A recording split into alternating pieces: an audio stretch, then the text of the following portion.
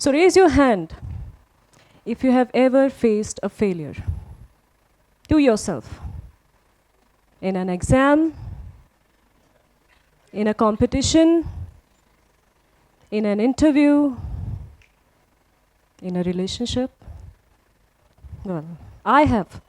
In all of these, at some point.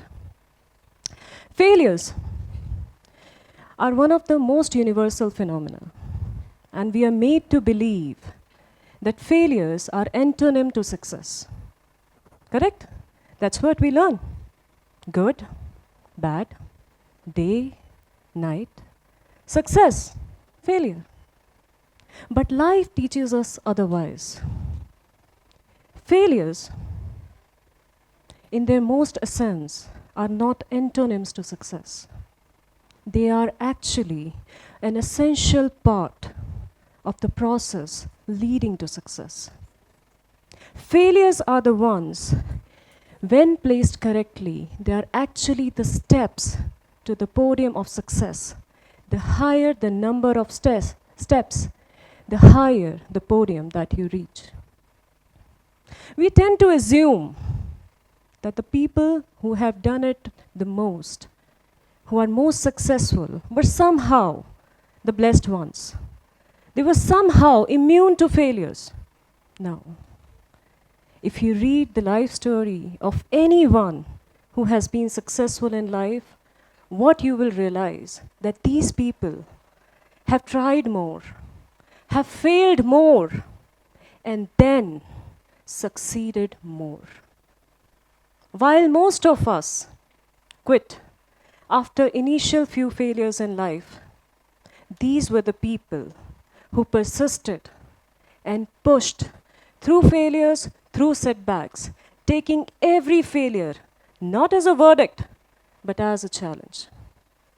And this capability of pushing through the setbacks, learning from them, emerging out stronger, is called resilience. As a surgeon, as a woman, as a human, I have had the privilege of knowing some very resilient people over my lifetime. And I have noticed that all these people have few basic things in common. First year of medical school, we learn a subject called anatomy. And that's why my talk is named The Anatomy of Resilience. We learn that even though each one of us look very different, we as humans share the same basic physical anatomy. Same 2 ears, same 2 eyes, same 1 nose. And in the same way, what I have noticed, that even though resilience takes different forms for different people, but it has the same basic emotional anatomy for most of the people. And I call it the ABCs of resilience. A stands for abundance. Abundance is not luxury. No. Abundance is a mindset. It is the belief in the inherent capacity of universe to provide. If something didn't work out, that's okay. Something else will. Something else always does. It's the mindset that tells us that no job, no position, no situation, no person is as indispensable as we think it is. If one thing didn't work out, something better will come your way. Abundance also means being thankful and grateful of everything that you already have in your life. Having a life itself is a beautiful gift from the Creator. We are born in a family who loves us. We are surrounded by friends who care for us. And we have so many things to be thankful about, even in the moments that we feel the lowest. So remember, the next time something doesn't work out, it's okay. Something else will. Something else always does. Second, belief. Belief. Yes. Belief in your own self.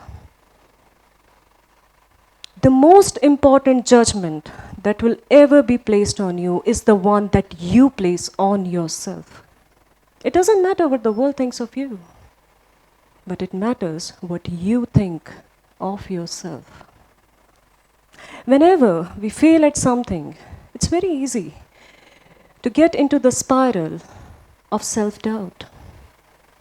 But no failure is a verdict on your capability. No failure is the final verdict on your capability. Most of us will fail at one point in time or other in life. And that's not a failure. That's the most human thing to do. Everyone fails.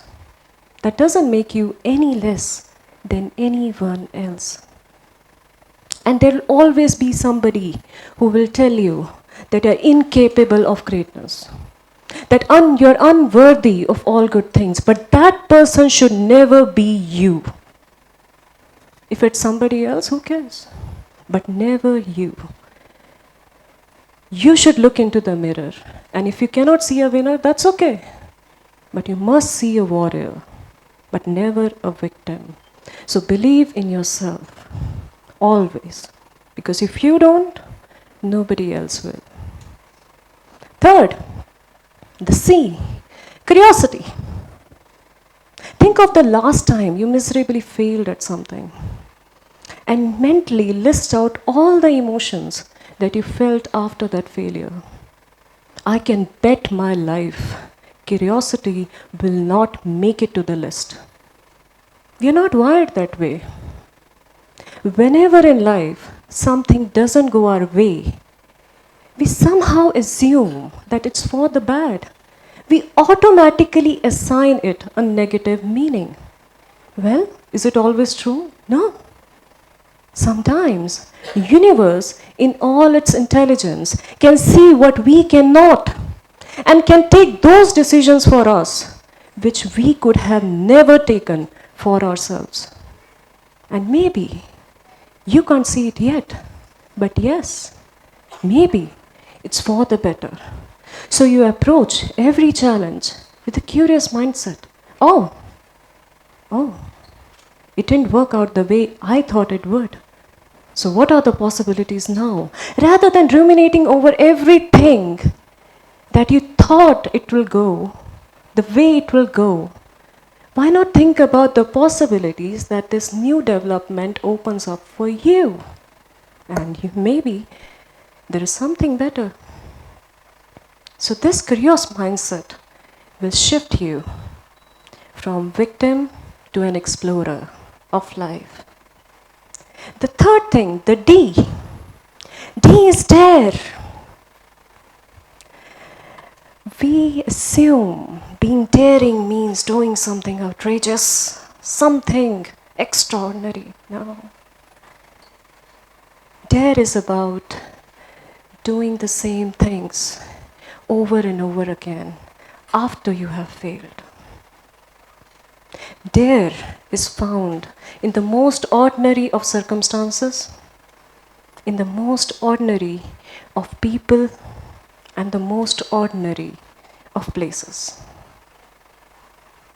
Dare means showing up after you have been defeated, after a humiliating loss, at the same spot, in front of the same people. The very act of showing up after a failure is dare enough. It's okay. You fell down, fine. Stand up and move, even when your knees are shaking, and that is dare. So remember, dare is showing up, just showing up and moving, even while you're scared. Because any difficult situation always brings us to a mixture of fear and faith. The fear tells us every way it can go wrong, and faiths want to show us every way it can go right. Dare is putting faith over fear. So dare to show up every time. E. E stands for empathy.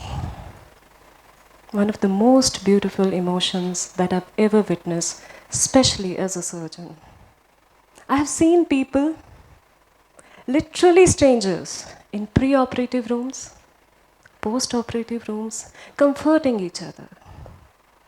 You know, patient on post-operative day 2, telling the patient on post-operative day 1 that it's okay. The pain will reduce. It is going to get better. A second time mother telling a new mom that it's okay. You will be able to do it. Don't worry. You know, that's the power of empathy. It's a bridge between one person's pain to another person's pain. And when we help another person through their pain, we heal a part of ourselves all over again. So once you are through a painful experience, help somebody else to go through theirs. And that is the most beautiful thing, the most kind thing that you can anytime do for anyone. The final note, resilience is renewable. Resilience is not some one-time comeback. No. Resilience is that sacred space inside your heart that you will have to visit repeatedly in a lifetime. You know? The place in your heart that's the war memorial of all those versions of you who have died, only to give birth to something new. The child who had dreams, the teenager who was hopelessly in love, that early adult who was clueless about life. When the world turns on you, turn inside, visit that place, meet all those versions, let them guide you. And they will tell you in one voice that you have done so well so far. You have everything to move ahead. You don't have to look for inspiration anywhere outside. It's inside you. You just have to know where to find it. And that will help you renew your strength again. So the final note, one thing doesn't work out, don't worry. Something else will. Something else always does. Thank you.